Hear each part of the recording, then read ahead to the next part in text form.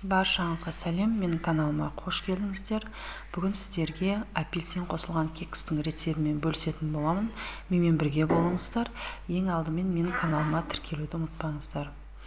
Кекс апельсин қосылғандықтан өте ерекше, дәмді және иісінің өзі мұрынды жарады. Үлпілдеп пісетін болады. Жасап көрулеріңізге кеңес беремін. Ең алдымен апельсиннің сыртын теркадан өткізіп аламыз. Ішкі жағын, ағын өткізбеңіздер, өйткені ол ащы дәм береді. Сыртын осылай өткізіп аламыз және осы апельсиннің согын аламыз. Согында қосатын боламыз.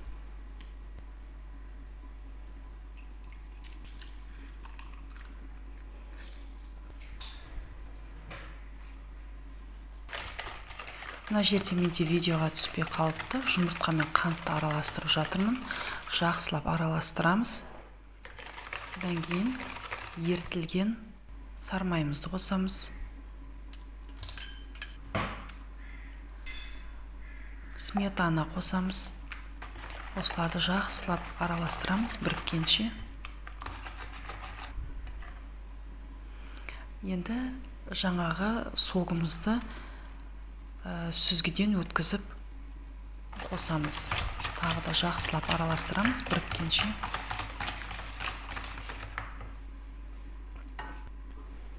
Апельсиннің цедрасын қосамыз.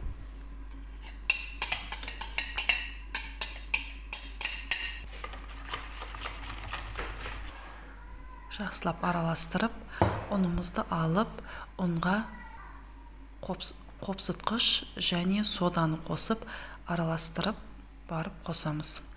Ұнды бірден қосып жібермейміз, өйткені әркімде ұн әртүрлі, сондықтан қою болып кетуі мүмкін. Бөліп қосамыз.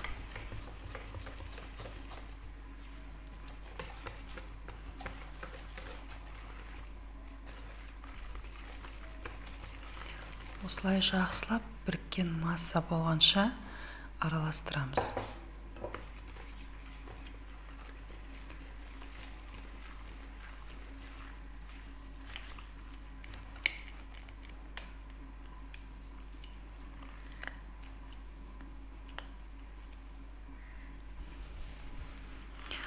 Міне, массамыз осындай болу керек. Енді формамызды алып, менде осындай кекске арналған арнайы форма, соның шетін майлаймыз. Шетін барлық жерін майлап, барып жаңағы массамызды саламыз.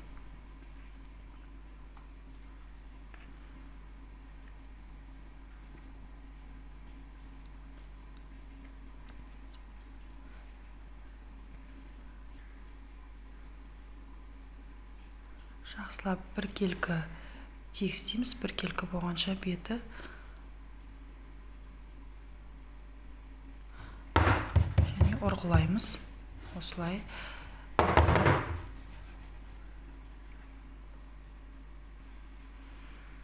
180 градуста 40-50 минутта пісіріп аламыз. Міне кексіміз пісті. Жақсы көтерілген. Қызарып шықты. Енді 1 сағаттай суытып қоямыз.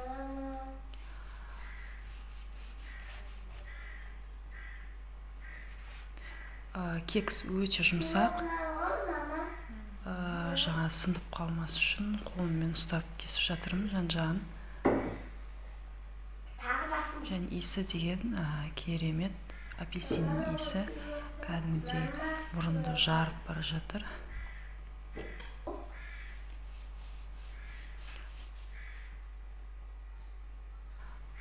Осы күнге дейін жасап жүрмін кекстер, бірақ бұл кекс өте ерекше шықты, маған ұнады өзіме. Енді кексті осылай жасайтын боламын. Жұмсақ, үлпілдек, дәмі де ерекше, өте дәмді болып шықты.